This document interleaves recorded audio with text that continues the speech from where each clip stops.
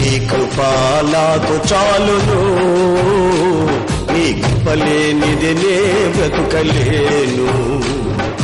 నీ కృపా నాకు చాలును, నీ కృపలేనిది నే బ్రతుకలేను. నీ కృపలేనిది నే బ్రతుకలేను.